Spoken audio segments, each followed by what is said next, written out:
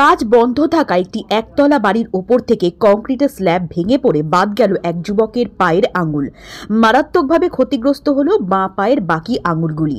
মঙ্গলবার বিকালে এই দুর্ঘটনা ঘটেছে লিলুয়ার আনন্দনগর পূর্বপাড়ায়। গত সপ্তাহেই হাওড়া চ্যাটার্জিহাট বাজারের কাছে একটি নির্মীয়মান 5 তলা বেআইনি বাড়ির একাংশ ধসে পড়ে জখম হন এক ছাত্রী। ঘটনার পর হাওড়া পুরসভা থেকে ওই নির্মীয়মান বাড়ির কাজ বন্ধ করে দিয়ে প্রমোটারের বিরুদ্ধে এফআইআর দায়ের করা হয়। ছেলে বাইরে দিয়ে আসছিল, আসতে উপর দিকে এইভাবে তাকালো, দেখলো ঝপ করে সানসিসটা পড়ছে ও হাতটা দিয়ে এইভাবে মারলো, বেশ পায়ে এসে পড়ে গেল।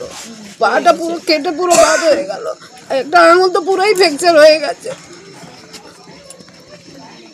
আর আমি তো ছিলাম না, দোকানে ছিলাম, আমার পাড়ার লোক সব নিয়ে গেল ওকে হাসপাতালে।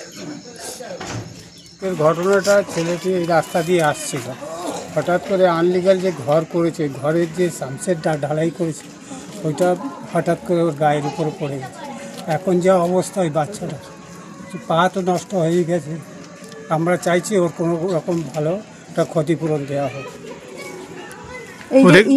আমার হাজব্যান্ডের জায়গা ভোলা দাস যখন 2021-এ ভিত করে, পিলিয়ার তুলে দিয়ে বারণ করলে শোনে না, ভদ্রভাবে বারণ করা হয়েছে, শুনিনি মানিনি, জোর জবরদস্তি ভিতটা করেছে পিলিয়ার টিলিয়ার এগুলো তুলে দিয়ে এইবার 2024-এ যখন ঘর করতে আসে তখন আমি বলি যে ঘর না মাপা হয়ে ঘর করবেন না, এদিকটা এরম আনলিগাল ঘর করে বসে আছি দিয়ে আসছিল।